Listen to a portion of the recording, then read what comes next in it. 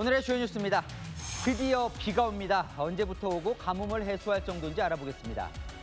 부동산 대체에 관심이 집중됐던 공급과 대출, 금융 대책이 발표가 됐습니다. 집 걱정 덜게 되는 건지 알아보겠습니다. 북한이 무려 병력 5만 명을 러시아에 추가 파병한다는 외신 보도, 이 내용이 상당히 구체적인데 알아보겠습니다. 뉴스에 시작합니다. 저는 동정민입니다. 선선해지더니 전국에 단비가 내립니다. 이번 주말이 광복절 연휴인데요. 전국적으로 비가 내린다고 합니다. 서울 남산에 나가 있는 취재기자 연결해 보겠습니다. 정기영 기자, 많이 선선해졌어요? 네, 오후 7시 기준 이곳 남산 27.4도입니다. 바람도 불고 구름이 끼면서 30분 넘게 서 있어도 예전처럼 땀이 흐르진 않습니다. 광복절 연휴 기간에는 전국에 내리는 비 영향으로 지금보다 더 선선해질 전망입니다. 일주일 전만 해도 엄청나게 더웠는데 그래도 입추 기준으로 조금은 괜찮아진 것 같아요. 저녁에 이렇게 러닝하기도 좋고. 밤에도 좀 습해서 더웠는데 이제 습도는 떨어진 것 같아서. 내일부터 광복절 연휴까지 비는 전국으로 확대될 전망입니다. 내일은 내륙 지방을 중심으로 5에서 40mm의 소나기가, 광복절인 토요일에는 전국 대부분 지역에 5에서 50mm의 소나기가 내릴 예정입니다. 일요일인 16일에 남해안과 지리산 부근에 많은 비가 내릴 가능성이 있습니다. 16일 새벽 제주도와 서쪽 지방을 시작으로 아침에는 조금 더 확대되고 16일 오후에는 강수가 전국으로 확대돼서 17일까지 이어질 전망입니다. 비가 내리면서 연휴 기간 전국은 기온도 일시적으로 내려갑니다. 한반도가 태풍이 남긴 저기압의 영향을 받고 있기 때문입니다. 다만 비가 그친 후엔 다시 고기압 영향권에 들 수 있어 다음 주는 기온이 오를 예정입니다. 최고 체감 온도가 33도 안팎으로 올라 일부 지역에는 멈췄던 폭염과 열대야가 재개될 가능성이 있습니다. 지금까지 서울 남산에서 전해드렸습니다. 정말 기우제라도 지내야 할 정도로 단비가 시급합니다. 남부지방에선 영화에서나 보던 빨래 방망이까지 등장했습니다. 세탁기를 쓸 수 없게 되자 개울물 빨래토로 나와 방망이를 두드리며 빨래를 했습니다. 배우미 기자입니다. 논바닥이 바짝 말라붙었습니다. 농부는 양수기를 끌고 계곡을 오릅니다. 역시 바닥이 드러난 계곡. 한 구석에서 물웅덩이가 발견되자 서둘러 호스를 연결합니다. 물 공급이 안 되니까 저 나라 보면 지금 이거 가마그면 새파랗잖아 이게. 막 고기 수리식인데 그런데 장비가 구해가지고 지금. 쓰지 못하는 세탁기는 누름돌로 덮어놨습니다. 빨랫감을 갖고 찾아간 곳. 개울물에 가둬 만든 빨래터입니다. 빨래 방망이로 비누칠한 옷가지를 연신 두드립니다. 헹군 물도 함부로 버릴 수 없습니다. 중간중간 내나 모심한 자리 그 물 좀 다 중간중간 다 들어가. 내려가서 농업용수로 이제 가는 이 거예요. 농업용수 한 길에. 이 지역에 물을 공급하는 운문댐은 저수율이 24%대까지 떨어져 가뭄 심각 단계에 접어들었습니다. 여파는 도심에도 미칩니다. 하루 수백 명이 찾는 물놀이 시설은 아예 절반을 폐쇄했습니다. 조금이라도 물을 아끼려는 고육지책입니다. 국가소방동원령이 발령된 경남 지역에선 군부대 급수차까지 동원돼 말라가는 논밭에 물을 붓고 있습니다.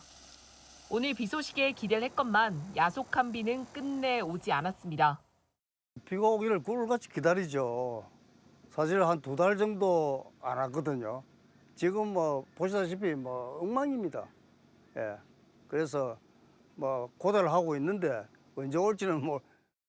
소방청은 경남 지역 국가 소방동원령을 연장하고 급수 활동을 이어가기로 했습니다. 채널A 뉴스 배윤입니다. 부동산 대책, 세금은 발표가 됐고 오늘 대출과 공급 대책까지 모두 발표가 됐습니다. 대통령은 3박자 원칙을 오늘 이렇게 설명했습니다. 공정한 조세, 두터운 금융, 파격적인 공급. 자, 오늘 발표된 두 번째 금융, 대출 정책부터 알아보겠습니다. 풀어달라는 요구도 많았는데요. 얼마나 누구를 대상으로 풀리고 쪼이는지 오은성 기자가 보도합니다.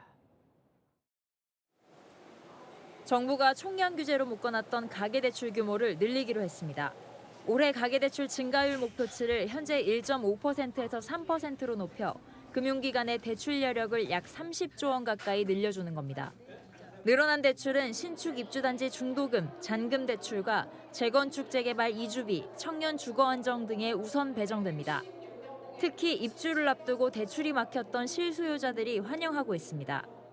오늘의 이제 발표로 인해서 많이 해결이 될 거다라고 사람들이 기대감을 갖고 있는 부분도 있고요. 투기적 수요는 철저히 차단하되 실수요자의 자금 애로는 세심하게 배려하는 방안입니다. 그간 신혼부부들의 혼인신고를 망설이게 했던 일명 결혼 페널티도 완화됩니다. 신혼부부 합산소득이 8,500만 원 이하여야 했던 조건에 부부 중 한 명만 소득 7천만 원 이하 조건을 추가한 겁니다. 시중은행 대출은 금리가 6%여가지고 좀 높잖아요. 그래가지고 이제 혼인신고는 일단 늦추고 알아보고 다녔는데요. 이제 혼인신고도 하고 아파트 매수도 다시 알아볼 생각입니다. 정부는 또 수도권과 규제 지역에서 실제 거주한 적 없는 1주택자에 대해 전세 대출을 전면 금지한다고 밝혔습니다. 채널A 뉴스 오은선입니다. 닥치고 공급이라고 했던 그 공급 대책은 어떨까요? 올해 수도권에 신규 택지 10만 호를 포함해 총 23만 호 이상을 짓겠다면서 그중 2만 7천 호는 부지까지 공개를 했습니다. 서울은 한 곳 1,000가구 공급지가 발표가 됐는데요. 우영기 기자가 그 현장 다녀왔습니다.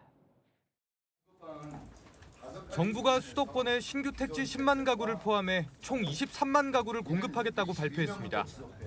신규 공공주택지구 중 2만 7천 가구 부지를 공개했는데 서울 강서, 경기 남양주와 광주 지역이 포함됐습니다. 이재명 대통령께서 이재명 정부는 집 못 지어서 미쳤나 이런 생각을 사람들이 할 수 있어야 된다. 정말 연결을 해서 일단 준비했다는 말씀 올리겠고요. 공급 규모가 가장 큰 곳은 2만 1,700가구가 들어설 경기 남양주로 인근 대학교 농장 그린벨트 지역까지 풀겠다는 계획입니다. 경기 광주 장지동에도 4,500가구를 공급합니다. 두 지역 모두 2030년 착공 계획으로 토지거래 허가구역으로 지정됩니다. 서울에서는 강서구 염창공원이 유일하게 포함됐는데 1,000가구를 공급할 계획입니다. 신규 공공주택지구로 지정된 강서 염창공원 부지입니다. 이곳은 민간개발 사업이 취소된 후 약 20년간 방치돼 왔었는데요. 정부는 2029년에 첫 삽을 뜨겠다는 계획입니다. 동시에 정부는 앞서 1월 발표한 과천 경마장 등 부지의 주택 착공 시기를 2029년으로 최대한 당기겠다고 밝혔습니다. 다만 노조와 지자체 등의 반발이 과제입니다.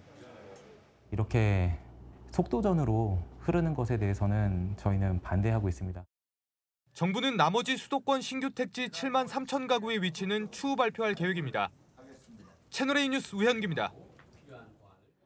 서울에 이 새로 아파트 지을 땅이 별로 남아있질 않죠. 그러다 보니 이 용산공원 개발에 관심이 쏠리고 있습니다. 이달 중으로 용산공원 일부를 개발할 수 있도록 그 요건을 마련하는 특별법이 여당 주도로 처리될 예정인데요. 아파트 공급을 위해 녹지를 얼마나 줄이는 게 맞나, 이 콘크리트 숲이 자칫되는 건 아닌가 우려의 목소리도 나옵니다. 이솔 기자가 취재했습니다.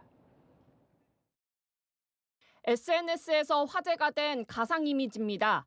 어떤 미래를 원하느냐는 문구와 함께 울창한 용산공원, 빽빽한 아파트 단지가 대조적입니다.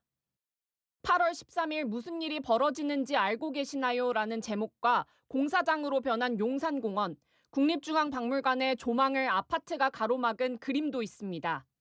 용산공원 개발 움직임에 주민들 반발이 나오고 있습니다. 여당 주도 처리가 임박한 용산공원 조성 특별법 개정안은 미군기지 반환 부지를 국가공원으로 조성하되 녹지 비율을 낮춰 주택 공급을 늘리는 내용을 담고 있습니다. 용산공원 일부와 용산 정비창, 주변 미군 반환 부지 등이 주택 공급 후보지로 거론됩니다. 국립중앙박물관을 찾은 시민들은 바로 옆 용산공원에 아파트가 들어서면 이 남산경관이 가로막히고 휴식 공간이 사라질 수 있다며 우려하고 있습니다. 아파트도 중요하긴 하지만 그래도 시민의 휴식 공간이 아무래도 중요하다 보니까 남기는 쪽이 좋지 않을까 생각합니다. 여당 관계자는 미군 기지를 포함해 일부를 아파트로 공급할 뿐 콘크리트 숲으로 바뀐다는 건 사실이 아니라고 해명했습니다. 채널A 뉴스 이솔입니다. 자, 매달 월세 85만 원을 30년간 내면 내 집이 생긴다. 어떠십니까? 오늘 발표된 청년 보금자리론 정책입니다. 목돈 없이도 집을 살 수 있다는 게 큰 장점인데 이 대상이 4억 원 이하 이 빌라 같은 비아파트로 한정이 되면서 이 반응은 엇갈립니다. 김세인 기자입니다. 만 39세 이하 청년층이 생애 첫 주택으로 비아파트를 사면 집값의 80%까지 대출을 받을 수 있는 정책이 나왔습니다. 내년부터 시행될 청년 미래 보금자리론인데 아파트가 아닌 4억 원 이하 주택, 즉 빌라나 오피스텔 등이 지원 대상입니다. 월세 수준의 원리금을 내면 내 집이 되는 구조입니다. 예를 들어 2억 원을 빌려 30년 동안 연 3%의 금리로 갚으면 매달 내는 원리금은 85만 원. 비아파트 평균 월세인 80만 원과 비슷한 수준이란 설명입니다. 비아파트로 제한되는 것에 2030 청년층 반응은 엇갈립니다. 오피스텔이랑 빌라를 안 사려고 하는 이유가 나중에 가격이 떨어질까 봐 걱정돼서 매매를 안 하는 건데 사실 아파트에 비해서 조금 안정성이 떨어지는 주차 문제도 있고 그 거주지에서 내가 계속 거주할 것이냐라는 관점에서만 좀 유연성이 있다라고 하면은 매력적으로 느낄 수 있을 것 같긴 해요. 정부는 갈아탈 때 생애 최초 우대 자격이 소진되지 않기 때문에 징검다리로 활용하라는 취지라고 설명했습니다. 또 전세와 반전세 청년도 보증 규모와 대상 범위를 늘리는 지원책을 발표했습니다. 채널A 뉴스 김세인입니다. 자, 국민의힘 당원 게시판 논란 이걸로 한동훈 의원은 제명이 됐죠. 처음으로 이 건과 관련해 경찰이 국민의힘을 압수수색했습니다. 한 의원 가족이 썼다는 의혹이 제기된 그 5개의 아이디와 글을 가져갔다는데요. 당도 막질 않았고 한 의원 측은 진실이 밝혀지길 바란다고 했습니다. 어떤 상황인지 서창호 기자가 보도합니다. 지난 2024년 11월 한동훈 당시 국민의힘 대표와 가족 명의로 윤석열 전 대통령 부부를 비방하는 글이 게시됐던 이른바 당원 게시판 논란. 시민단체 고발이 들어간 지 1년 9개월 만에 경찰이 게시판 서버를 관리하는 업체를 압수수색했습니다. 처음으로 경찰의 강제 수사가 이루어진 겁니다. 채널A 취재를 종합하면 혐의는 정보통신망법 위반입니다. 압수수색 범인은 한 전 대표 가족 명의로 추정되는 5개 아이디의 인적 사항과 해당 아이디로 작성한 다수 게시물인 것으로 알려졌습니다. 경찰은 한 전 대표 가족이 게시물을 직접 작성했는지 아니면 명의를 도용당한 건지 확인할 것으로 보입니다. 압수수색 영장은 한 차례 기각된 뒤 범위를 좁혀 다시 집행됐고 당도 협조한 것으로 전해졌습니다. 당원 게시판 서버 업체에 대해서는 경찰의 압수수색이 있었고 최소한의 범위에서 협조했습니다. 지난 1월 당 윤리위원회는 가족이 게시판 글을 조직적으로 작성한 게 확인됐다면서 한 전 대표를 제명했습니다. 한 전 대표 측은 당시에 조작해서 발표한 것들에 대한 진상이 드러날 것이라고 했습니다. 한 친한계 의원도 경찰 수사에서 명명백백 밝혀주면 오히려 편안해진다고 전했습니다. 채널A 뉴스 서창호입니다. 국민의힘 이진숙 의원이 당의 만류에도 불구하고 5.18 민주화 운동을 재조명하겠다며 소요 사태라고 주장하는 단체와 토론회를 강행했습니다. 토론장은 욕설에 몸싸움까지 아수라장이 됐습니다. 여당은 이 의원 제명을 추진하겠다고 했습니다. 김승희 기자입니다. 오늘 오후 국회에서 이진숙 국민의힘 의원이 연 5.18 재조명 토론회. 시작부터 서로 뭘 아냐며 물병이 오갔고 주먹질까지 나왔습니다. 이 의원이 말려도 아랑곳하지 않습니다. 하지 마시고 자리에 앉아 계시면 사태가 진정이 되니까 참석자분들 자리에 앉아주세요. 이 의원이 5.18 민주화 운동을 소요 사태라고 주장하는 단체와 행사를 열자 민주당 광주 지역 의원들이 찾아가 항의했습니다. 5.18 왜곡 폄훼 이준숙은 사퇴하라! 사퇴하라! 사퇴하라! 사퇴하라! 민주당은 이 의원 제명을 추진하기로 했습니다. 이 의원은 성역이 없어야 한다고 주장했습니다. 5.18에 대해서도 더 많은 연구가 이루어지고 더 많은 토론이 있어야 한다는 생각입니다. 국민의힘은 당에서 말렸는데 이 의원이 강행했다며 개인 차원의 행사라고 선을 그었습니다.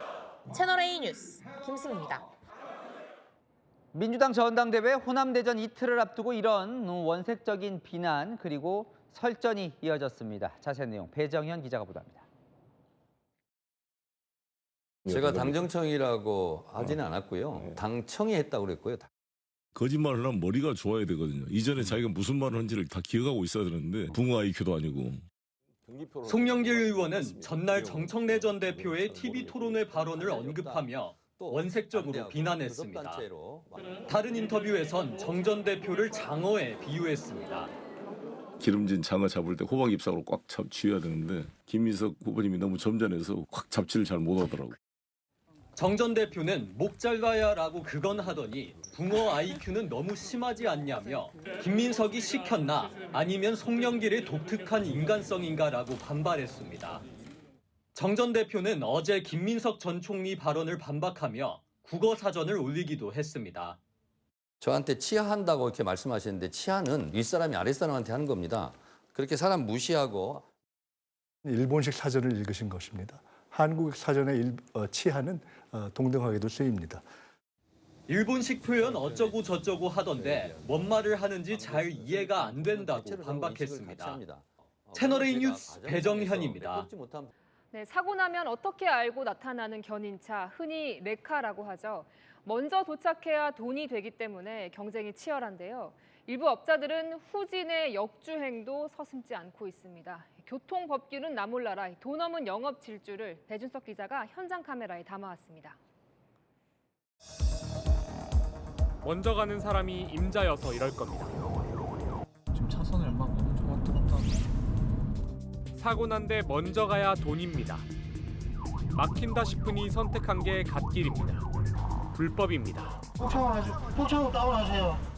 나 앞에서 괜히 다 해가 갔는데 굳이 갓길로 그냥 급하게. 지금 뺀줄 몰라서. 원래 갓길로 가면 안 되긴 하잖아요. 안 되는데 고객님 입장에서 빨리 오라고. 잘못된 건 맞는데. 사실 이렇게 붙잡히지 않았어도 이미 늦었습니다. 귀신같이 더 빨리 온 경쟁자들 있습니다. 갓길 운전보다 더 빨리 온 비결은 CCTV에 있습니다. 1km 남짓한 고속도로 터널에서 후진입니다. 후진으로 한 대 더 옵니다. 하지만 늦었고 멋쩍게 사라집니다. 서로 먼저 달려고 하는 거죠. 또 먼저 그렇죠. 견인을 해야 자기한테 수익이 나니까. 아까 갓길처럼 견인이 되면 빨리 가려고 하는 거예요. 순기능도 있다며 옆에서 바로 반박합니다. 빨리 조치를 취함으로 인해서 우리의 시도 생계에 도움이 되고 대신에 소통도 빨라지고 그것도 같이 행동할 수밖에 없거든. 자꾸 궁지에 몰리거나 이러면 앞으로 고속 사고 나면 일절 가지 말자. 그래 버리면 절대 말이 돼요. 그 빠른 대응을 위해서일 겁니다. 이런데 차 대놓고 사고 기다리는 거 말입니다. 역시 불법입니다. 불법 규정 찾았습니다. 면허증 제시해 주십시오. 단속할 때만 바짝 피하고. 어떻게 보면 그 밥줄이잖아요. 전쟁이죠. 우리하고도 전쟁을 하고 운전자들하고도 전쟁을 하고 같은 업종하고 전쟁도 해야 되고. 도심에서 이렇게 역주행 유턴도 봤습니다. 불법까지 동원하는 이 치열한 경쟁. 차주가 피해를 보는 경우도 있습니다. 사고는 서초에서 났는데 북천에 가 있는 거예요. 정비소 38만 원 얘기 들었거든요. 인지를 잡고 너네가 돈 주기 전까지는 내가 차를 못 내줘. 견인 기사들도 만나봤습니다. 일부의 몇 명 때문에 이미지가 안 좋아지고 일부의 몇 명 때문에 자꾸 무슨 문제가 생겨서 안 좋은 친구도 있는 반면에 좋은 친구도 있다. 그래서 너무 안 좋게만 안 바라봐줬으면. 최근 3년간 자동차 견인으로 접수된 소비자 상담이 533건입니다. 요금과 부당행위 불만이 가장 많았습니다. 국토부가 정한 요금 기준 보면 부당요금 피해 피할 수 있습니다. 한국도로공사가 제공하는 긴급견인 서비스 이용도 방법입니다. 이건 누구나 겪을 수 있는 일이니까 말입니다. 채널A 기자님들 지나가다가 사고 난 거 보고 제가 따로 부르지를 않았는데 여러 대가 오다 보니까 안전한 데로 일단 가야 되니까 무조건 부르고 일단은 차 타지 말고 본인의 다음 차에 타라고. 현장 카메라 배준석입니다. 네, 휴가철 성수기를 맞은 서해 섬마을에 인적이 뚝 끊겼습니다. 집중호우로 북한에서 떠내려온 유실 지뢰가 잇따라 발견되면서 해수욕장 출입이 전면 통제된 건데요. 김다정 기자가 현장 취재했습니다. 인천 강화도 여객선 선착장. 피서철이지만 강화도 주변 섬으로 가는 배편은 썰렁하기만 합니다. 지난달 집중호우로 북한 쪽에서 떠내려온 걸로 추정되는 유실지뢰가 접경지대 섬들에서 잇따라 발견된 겁니다. 직접 배를 타고 강화도에서 40분 거리 주문도로 가봤습니다. 피서철 관광객으로 북적여야 할 해수욕장이 적막할 정도로 텅 비었습니다. 유실지뢰가 발견된 해수욕장 입구인데요. 주민이든 관광객이든 해안가 전체 출입을 통제한다는 경고문과 함께 이렇게 통제선이 쳐져 있습니다. 이 섬의 해수욕장은 3곳 모두 지난달 31일부터 전면 통제됐습니다. 조개도 캐고 막 하는데 이제 그거 못하게 이제 막아놨대잖아요. 위험하니까. 군인들이 연일 강화도 주변 섬을 돌며 지뢰 수색과 해체 작업을 벌이고 있습니다. 갯벌에서 검은 원형 모양 대인 지뢰를 발견해 폭파해 없앱니다.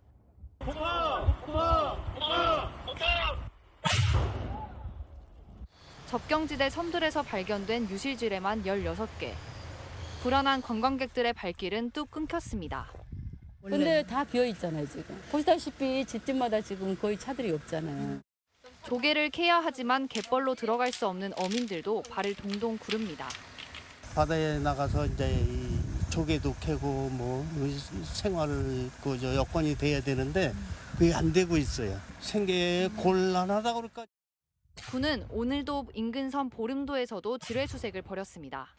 유실 지뢰의 숫자도 위치도 불확실한 상황이라 주민과 관광객의 불안은 당분간 계속될 전망입니다. 채널A 뉴스 김다정입니다. 강남의 한 건물에서 불이 나 시민들이 긴급 대피하는 소동이 벌어졌습니다. 에어컨 실외기 과열 탓인가 의심됐지만 뜻밖에도 화재 원인은 누군가 버린 담배꽁초였습니다. 윤지유 기자가 보도합니다. 건물 안에 있던 사람들이 비상구 계단으로 다급히 내려옵니다. 유리창 밖으론 시뻘건 불길이 보입니다. 밖으로 나왔지만 불길이 활활 치솟고 있어 급히 대피 방향을 바꿉니다. 연기와 냄새에 코와 입도 막았습니다. 그냥 뛰어나왔는데. 어제 오후 서울 강남구 4층 건물 외벽에 불이 났습니다. 불길은 에어컨 실외기 등을 태우고 외벽을 집어삼켰습니다. 불길이 조금씩 커지기 시작했고 순식간에 이렇게 요 벽면 전체로 이렇게 번졌죠. 소방당국은 담배꽁초를 화재 원인으로 지목했습니다. 버려진 담배꽁초 불씨가 가까이 있던 종이 상자로 옮겨붙고 에어컨 실외기에서 나오는 바람이 부채질하듯 불길을 키운 걸로 추정하고 있습니다. 불이 시작된 건물 외벽 쪽엔 금연구역 표시가 있는데요. 바닥엔 담배꽁초가 널려 있습니다. 불이 난 장소는 동네에서도 손꼽히는 흡연 장소였습니다. 여기가 담배를 이 동네 사무실에 계신 분들이 엄청나게 많이 피는 곳이에요. 소방당국은 정확한 화재 원인을 조사할 예정입니다. 채널A 뉴스 윤지유입니다. 네, 휴가철 피서나 캠핑 가서 직접 음식 해먹는 재미도 빼놓을 수 없는데요. 무심코 부탄가스캔을 불 가까이에 뒀다간 순식간에 폭발 사고로 이어질 수 있습니다. 얼마나 위험한지 김선범 기자가 실험해봤습니다. 음식 준비로 바쁜 식당 주방. 부탄가스캔에 연결한 토칫불로 화구에 불을 붙인 뒤 옆에 내려놓고 요리를 이어갑니다. 잠시 뒤 시뻘건 화염과 함께 폭발이 일어납니다. 미처 꺼지지 않은 토치 불꽃이 가스캔을 뜨겁게 달고 폭발로 이어진 겁니다. 부탄가스캔은 과열되면 내부 압력을 낮춰 폭발을 막아주는 안전장치가 달려있지만 열기에 가깝게 그리고 직접 노출되면 폭발을 막기 어렵습니다. 전문가의 감독 아래 실험해봤습니다. 부탄가스캔에 열을 가한 지 1분이 지나자 가스가 뿜어져 나오더니 굉음을 내며 폭발합니다. 폭발 때 불기둥이 17m 높이 천장까지 치솟을 만큼 위력이 셉니다. 열화상 카메라로 보니 가스캔 표면 온도가 80도를 넘어서고 그대로 폭발합니다. 폭발한 부탄가스 캔인데요. 윗부분이 이렇게 뚜껑처럼 떨어져 나갔습니다. 캠핑장 같은 경우에는 뭐 불멍이라든지 뭐 이런 거 할 때 캔을 그 근처에 놓는 것도 어떤 열 영향을 받을 수 있기 때문에 버너를 뒤덮는 큰 불판도 가스캔 온도를 높여 폭발 사고 가능성을 높인다는 지적입니다. 채널A 뉴스 김선범입니다. 네, 명문대생들이 집단으로 마약을 투약한 이른바 마약 동아리 사건 기억하십니까? 필로폰과 엑스터시까지 투약했는데 회원 2명이 처벌을 피하게 됐습니다. 어떻게 이런 결정이 내려진 건지 최승현 기자가 보도합니다. 대학생 마약 동아리 깐부 회원 배모 씨와 의사 이모 씨.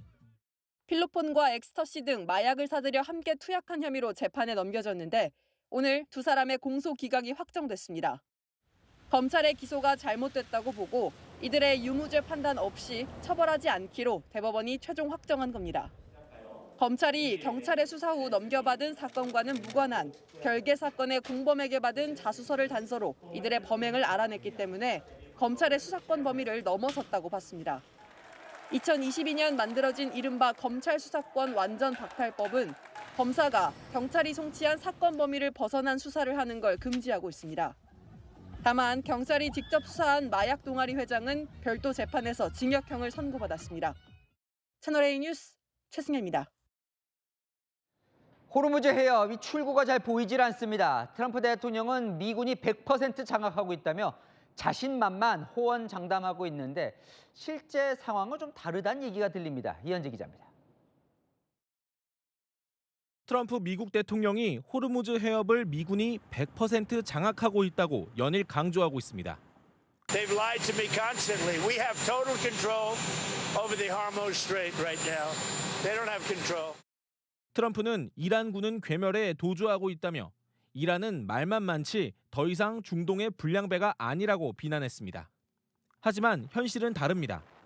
선박 추적 업체에 따르면 그제 호르무즈 해협을 통과한 선박은 전쟁 전 10분의 1 수준인 14척으로 집계됐습니다. 특히 14척 중 11척은 이란 쪽 항로를 이용했습니다. 월스트리트 저널은 이란이 제한적인 공격만으로도 불안감을 키워 선박 운항을 위축시키고 있다고 분석했습니다. 이란은 장기전도 불사하겠다는 뜻을 내비쳤습니다. 이란 혁명수비대 사령관 고위 고문은 미 PBS 인터뷰에서 다음 미국 대통령 임기까지도 전쟁을 할 수 있다며 전쟁이 길어질수록 이란은 더 많은 경험을 쌓게 된다고 밝혔습니다. 채널A 뉴스 이현재입니다. 우크라이나의 반격이 만만치가 않습니다. 러시아의 핵심 거점인 흑해 함대본부에 대규모 드론과 미사일 공습을 퍼부었습니다. 개전 이래 최대 규모라는 분석도 나오는데요. 러시아 군함 다수가 타격을 입었고 민간 피해도 잇따랐습니다. 김용선 기자입니다. 대공포가 밤하늘을 향해 불을 뿜습니다. 하지만 방공망을 뚫고 날아든 드론과 미사일 등이 곳곳에서 폭발을 일으킵니다.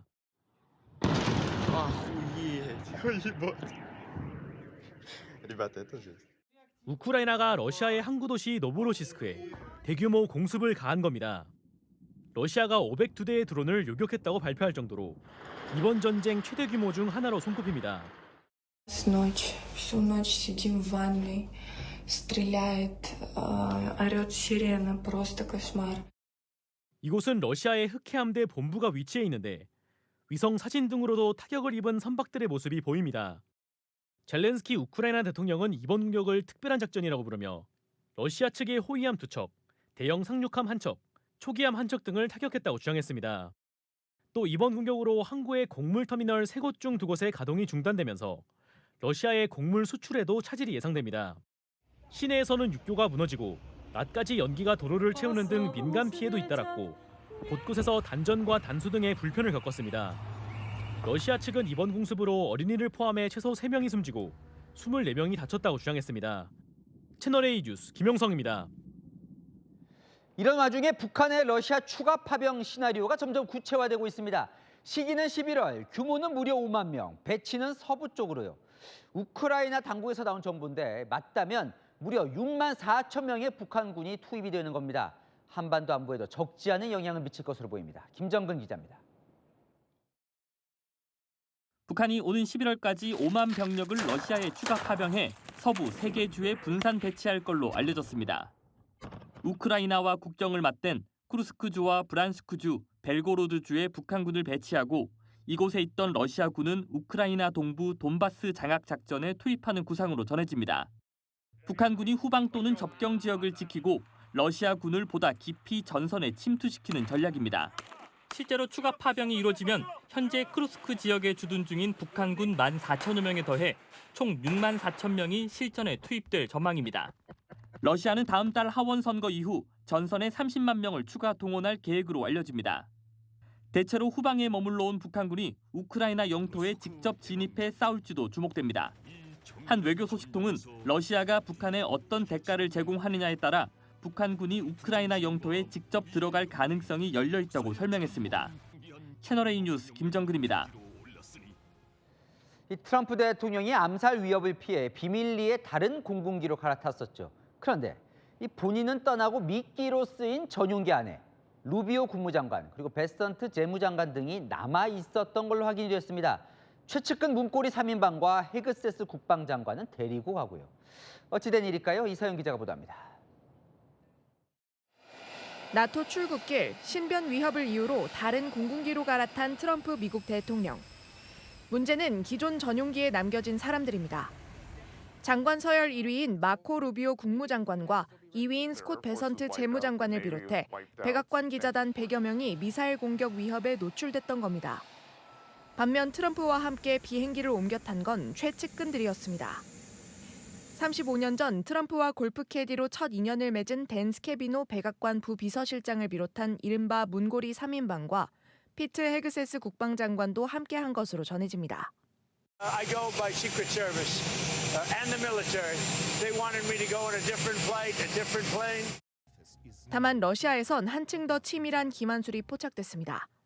러시아 탐사보도팀 시스테마는 푸틴 대통령이 모스크바 인근 노보오가료보와 소치, 발다이 등 최소 3곳에 거의 똑같은 집무실을 만들어 실제 위치를 숨겨왔다고 밝혔습니다. 영상을 비교하면 문손잡이 위치와 벽 장식의 이음새 등이 미묘하게 다릅니다. 시스테마는 이 외에도 푸틴의 대역도 여럿이라고 전했습니다. 채널A 뉴스 이서영입니다. 28세 최연소 백악관 대변인, 최전선에서 트럼프 대통령을 방어해온 캐롤라인 레빗 대변인이 돌연 사임을 발표했습니다. 둘째 딸 낳고 복귀한 지 석 달 만인데요. 공개 퇴직 사유는 육아였는데 중간 선거까지 채 3개월도 남지 않은 시점이라 배경에 관심이 쏠립니다. 워싱턴에서 정다은 특파원이 보도합니다. 트럼프 2기 출범과 함께 최연소 백악관 대변인으로 최전선에서 트럼프 대통령을 방어해온 캐롤라인 레빗 대변인. What did the president mean when he called reporter piggy? It's one of the many reasons that the American people re-elected this president because of his frankness. 트럼프가 역대 최고의 대변인, 기관총 입이라며 칭찬했던 레빗이 돌연 사임을 발표했습니다. 트럼프는 SNS를 통해 레빗이 가족과 더 많은 시간을 보내기 위해 이달 말 사임을 결정했다고 밝혔습니다. 지난 5월 둘째 딸을 낳고 복귀한 지 석 달 만입니다. 레빗은 대변인으로 끊임없는 시간과 에너지를 쏟으면서 두 아이에게 필요한 최고의 엄마가 되기는 어렵다는 것을 느꼈다면서 사임 이유를 밝혔습니다. 백악관을 떠난 후에도 트럼프 최측근 외부 고문으로 활동할 예정입니다. 트럼프는 레빗이 공화당 내 영향력 있는 목소리로서 중간 선거 압승을 위해 함께 일할 것이라고 밝혔습니다. 다만 중간 선거 석 달 앞두고 백악관 인사들의 사임 발표가 잇따르고 있는 가운데 아직 후임 대변인은 발표되지 않았습니다. 워싱턴에서 채널A 뉴스 정다은입니다. 네, 나흘간 중국을 강타한 태풍 돌핀은 내륙 곳곳을 쑥대밭으로 만들었습니다. 태풍은 소멸했지만 엄청난 물폭탄을 쏟아내면서 피해가 이어지고 있는데요. 도로가 물에 잠기고 시민들이 급류에 휩쓸렸습니다. 이상원 기자가 보도합니다. 조용한 지하주차장. 갑자기 물이 들이닥칩니다. 속수무책으로 밀려든 토사물에 지하주차장이 순식간에 잠기면서 아수라장이 됐습니다. 폭우 속 불어닥친 돌풍에 현수막이 찢겨나갑니다. 오토바이가 쓰러지며 형체를 알아볼 수 없는 간판들이 날아다니자 동네는 금세 쑥대밭이 됐습니다. 인도와 차도가 구별할 수 없을 정도로 물에 잠겼고 차들은 물 위를 둥둥 떠다닙니다. 지난 9일 상륙해 나흘간 중국을 휩쓴 13호 태풍 돌핀. 그제 열대성 저기압으로 약화됐지만 비구름이 남아 북상하면서 피해가 이어지고 있습니다. 중국 남부 저장성에 상륙한 비구름은 안우이, 허난, 후베이성까지 내륙으로 침투하면서 광범위한 피해를 주고 있습니다. 특히 허난성의 피해가 극심했습니다. 도로에 물이 차 한 걸음 내딛기도 어려운 상황에서 스쿠터를 타고 이동하던 시민들이 급류에 휩쓸려 넘어집니다. 급류에 고립돼 나무에 매달린 시민을 구조대원이 뛰어들어 구조하기도 했습니다. 채널A 뉴스 이상원입니다. 42.195km 마라톤 풀코스를 매일 뛴다. 상상이 가십니까? 한 번 완주하기도 힘든 걸 하루도 빠짐없이 무려 372일을 달린 남성이 새 기네스 기록을 세웠습니다. 이렇게 달리고도 건강엔 문제가 없었을까요? 베이징 성시온 특파원입니다. 손을 번쩍 들며 마라톤 결승선을 통과한 남성, 동료들과 부둥켜 안으며 기쁨을 만끽합니다. 今天我们终于拿到了吉尼斯世界纪录证书，我们成功了。年马计划第372天顺利结束。 372일 동안 매일 마라톤 풀코스, 즉 42.195km를 달려 기네스 세계 기록을 세운 겁니다. 3년 전 브라질 러너가 세운 366일 기록을 갈아치웠습니다. 리수학융은 5년 전 사업 실패와 이혼 후 삶의 변화를 주기 위해 달리기를 시작했습니다. 1000일 동안 일본 만화 주인공 원펀맨과 같은 방식으로 훈련한 사실이 알려지면서 인기를 얻었고 매일 SNS에 운동 과정을 남겨왔습니다. 팔로워 수만 89만 명. 今天是700天，我们来个7倍量挑战，也就是说我们要跑步70公里，俯卧撑、仰卧起坐、深蹲各做700个。 300개 넘는 도시를 돌며 15,000km 이상 달려왔는데 이제는 520일 기록에 도전한다고 밝혔습니다. 톱 클래스 마라토너도 굉장히 드물게 하는 훈련량이라고 생각을 합니다. 굉장히 이례적이고 특별한 사례라고 생각을 합니다. 다만 일반인들에겐 마라톤 못지않게 충분한 휴식이 중요하다고 전문가들은 지적합니다. 베이징에서 채널A 뉴스 성시온입니다. 네, 러시아에선 요즘 북한 여성 노동자 구직 알선 광고가 심심찮게 보입니다. 김밥을 잘 만든다, 이직과 퇴사가 없다 이런 점을 홍보하고 있는데요. 전민영 기자입니다. 러시아의 대형 온라인 거래 사이트. 북한 인력을 공급한다는 광고에 일하는 여성 그림과 함께 식품 생산이라 적혀 있습니다. 김밥을 잘 만든다, 근면 성실하다고도 홍보합니다. 이직이나 퇴사가 전혀 없다는 홍보글도 눈에 띕니다. 기존 러시아 시장에서 값싼 노동력의 인기였던 중국 노동자들은 최근 임금 체불 문제로 집단 시위를 일으켜 문제가 되기도 했습니다. 대신 북한 여성 노동자의 경우 총 40명, 팀 분할 불가란 조건이 달렸습니다. 40명이 한 곳에서 일해야 한다는 건데 북한 당국이 효율적으로 통제, 감시하려는 조치로 보입니다. 광고에 제시된 북한 노동자의 시급은 480루블, 우리 돈 약 8,200원입니다.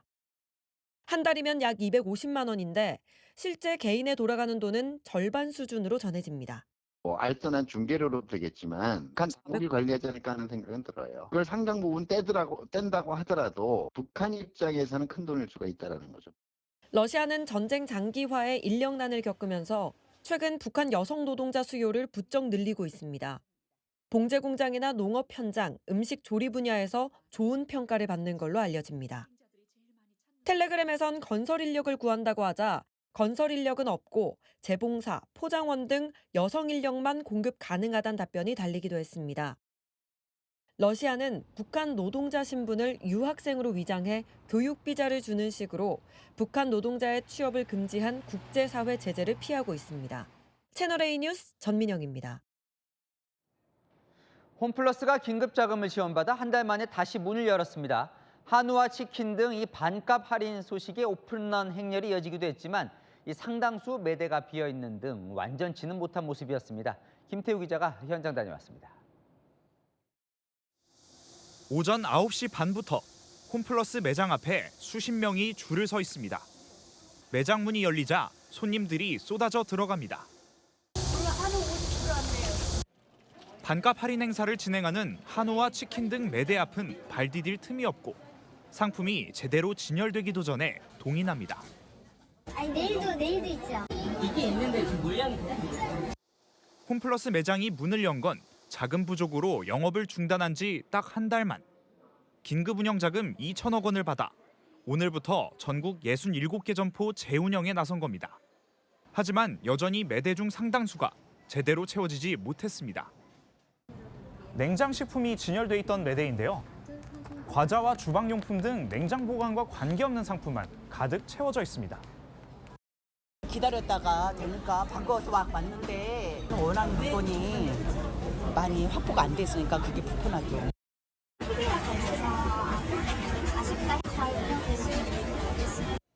입점 업체들이 빠져나간 빈자리도 여전합니다. 일단은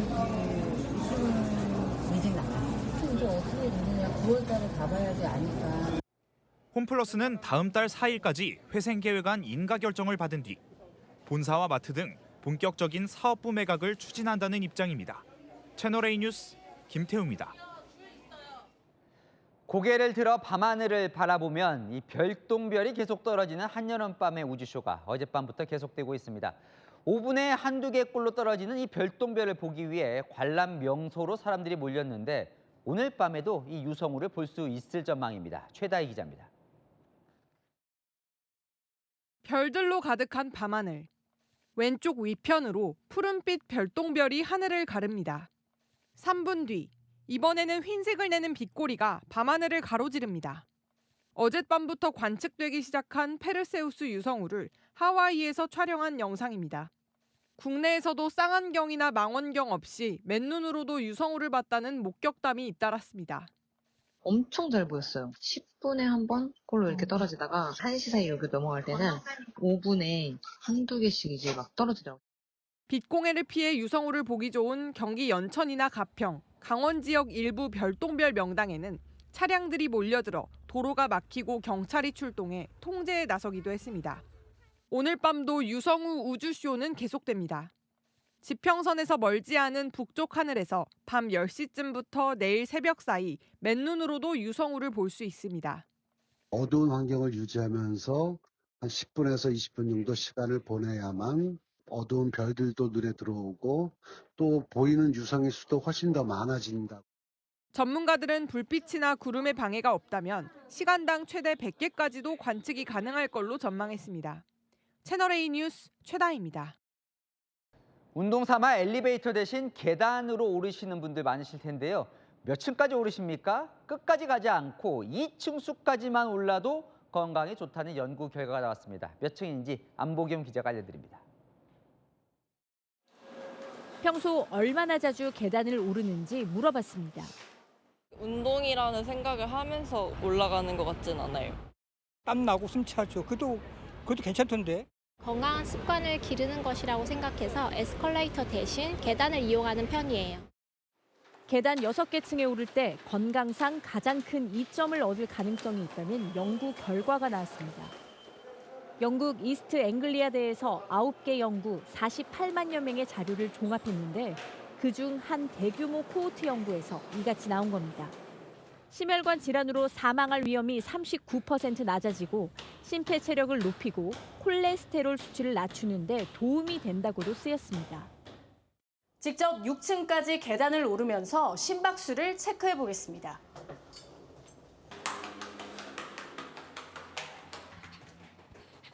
숨이 굉장히 찬데요. 심박수가 134 bpm까지 올랐고 시간은 1분 30초가 걸렸습니다. 다만 전문가들은 본인의 건강 상태에 맞추라고 조언합니다. 6층이라고 고집하는 것보다 내한테 맞는 양으로 올라가시면 돼요. 숨이 가쁜 정도의 층수를 계산하면 되고요. 무릎 상태와 지구력 등을 고려하면 된다고 덧붙였습니다. 채널A 뉴스 안보겸입니다. 네, 판매 석 달 만에 유럽 시장에서 8,000대 넘게 팔린 기아의 전기차가 영국 유명 배우의 한마디로 다시 주목받고 있습니다. 이 차량을 타고 교통사고를 당했지만 목숨을 건졌다며 직접 고마움을 전한 건데요. 장우림 기자가 보도합니다. 기아가 올해 2분기부터 유럽 지역에 본격 판매를 시작한 소형 SUV EV2. 3달 만에 8,000대 넘게 팔린 것으로 알려졌습니다.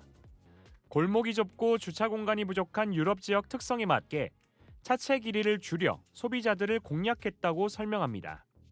얼마 전엔 영국의 유명 배우 미니 드라이버가 이 차량을 탄 상태에서 교통사고가 났는데 목숨을 건지며 화제가 되기도 했습니다. I need to celebrate the car that saved us. I am so grateful to be alive. So, Kia, you are a baller car company. 자신의 이름을 기아 드라이버로 바꾸겠다 할 정도로 감사를 표했습니다. 사고 뒤 한국차가 주목받은 건 이번이 처음은 아닙니다. 지난 2021년엔 유명 프로골퍼 타이거 우즈가 미국 캘리포니아에서 제네시스 GV80을 타다 차량이 전복되는 큰 사고를 당했는데 다리와 발목 등에 중상을 입었지만 생명을 건졌습니다. 채널A 뉴스 장호림입니다. 네, 유럽의 하늘에서도 자연이 만들어낸 장관이 펼쳐졌습니다. 달이 태양을 완전히 가리면서 어둠이 찾아오는 개기일식인데요. 27년 만에 찾아온 이 특별한 순간을 제대로 보겠다며 비행기를 띄우기도 했습니다. 박자은 기자가 보도합니다. 검은 안경을 쓰고 해변을 메운 사람들. 칠흑 같은 어둠이 찾아오자 함성과 박수가 터져나옵니다. 현지 시각 어제 저녁 유럽 대륙에서 27년 만에 개기일식이 관측됐습니다. 달이 태양을 천천히 덮어 완전히 가리기까진 2시간이 걸렸지만 자연의 신비에 지루한 줄 몰랐습니다. Well, it was a great experience, quite unique. I don't know how to describe it. It's like sunset, sunrise in a minute. 개기일식에 더 진심인 사람들은 아예 비행기에 올라탑니다. 태양을 가까이에서 보려고 하늘 높이 향한 겁니다. 스페인 북부 팔렌시아 상공에 다다르자 짙은 어둠이 드리워지고 승객들은 일제히 셔터를 누릅니다. Lo que se ve es que es único, o sea, y más desde aquí, desde un avión, la altura, el ambiente, el silencio, o sea, no es lo mismo, entiendo yo, que verlo desde la calle con unas gafas o no, diferente. 개기일식은 아이슬란드에서도 관측돼 수만 명이 북새통을 잃었고 영국과 프랑스에서도 95%의 부분 일식이 관측됐습니다. 특히 파리의 상징 에펠탑 뒤로는 초승달 모양을 한 태양이 빛을 내뿜으며 환상적인 장관을 연출했습니다. 스페인 남부는 내년에도 개기일식이 펼쳐지지만 프랑스는 2081년까지 기다려야 합니다. 채널A 뉴스 박지원입니다. 네, 출퇴근길 막히는 도로 대신 수상 이동을 돕겠다며 운행을 시작한 한강버스가 대중교통보다는 주말 관광용으로 소비되고 있었습니다. 실제로 평일엔 한산하고 주말 이용객이 많았는데요. 내년부턴 주말 요금이 더 비싸질 수 있습니다. 김재혁 기자가 보도합니다. 한강버스 선착장에 배가 들어오고 통로가 연결되자 승객들이 올라탑니다. 입장해주세요, 고객님. 평일 낮 시간이라 창가 등을 제외한 좌석은 절반 넘게 비어 있습니다. 평일이라서 그런 것 같아요. 주말에는 좀 많지 않을까요? 승객들 상당수는 한강버스를 대중교통수단이라기보다 유람선처럼 받아들입니다. 유람선 기분이더라고요. 나는 버스인 줄 알았는데 타보니까 생각보다 걸어 다니는 거에 비해서 훨씬 괜찮네요. 되게 재밌어요. 평일보다는 주말과 공휴일에 승객이 몰리고 밤 시간 강변 야경을 즐기려는 승객이 많은 현실입니다. 출퇴근 승객의 환승 편의를 위해 근처 지하철역과 한강 선착장을 오가는 무료 셔틀버스도 이달부터 운행을 멈춘 상황. 서울시는 승객들의 이용 행태를 반영해 이르면 내년부터 주말과 공휴일 요금을 올릴 방침입니다. 평일 주말 구분 없이 3,000원인 요금을 주말엔 높이겠다는 겁니다. 또 야간 승객들을 위해 오는 15일부터는 잠실, 여의도, 마곡 등을 오가는 야간 노선 운항을 하루 2회 늘릴 계획입니다. 채널A 뉴스 김재혁입니다. 네, 이웃 국가인 중국과 일본을 강타한 태풍 한반도는 모두 비껴갔죠. 올 들어서만 벌써 17개의 태풍이 발생했는데요. 하지만 안심하긴 이릅니다. 한반도에 큰 피해를 준 태풍은 9월에 많이 발생했기 때문인데요. 정현주 기자가 취재했습니다. 올해 8월까지 발생한 태풍은 총 17개. 평년 기준 26% 넘게 자주 발생했지만 한반도를 모두 피해갔습니다. 6월 말 7호 메칼라부터 최근 동해에서 소멸한 차놈까지 한반도에 아예 미치지 못하거나 한반도 대신 중국이나 일본에 상륙하면서 비껴간 겁니다. 전문가들은 엘니뇨 현상을 태풍이 잦아진 이유로 꼽으며 안심하기엔 이르다고 말합니다. 2022년 한반도를 직격한 태풍 흰난노도 9월에 발생하는 등 태풍 성수기가 9월까지 이어진다는 겁니다. 태풍의 활발한 성수기는 9월까지도 이어지기 때문에 계속해서 그 영향을 주시해야 할 상황입니다. 현재 일본 먼 해상 쪽으로 북상 중인 17호 태풍 난카도 일본을 향해 이동하고 있습니다. 채널A 뉴스 정현주입니다. 내일은 삼복 중 마지막인 말복인데요.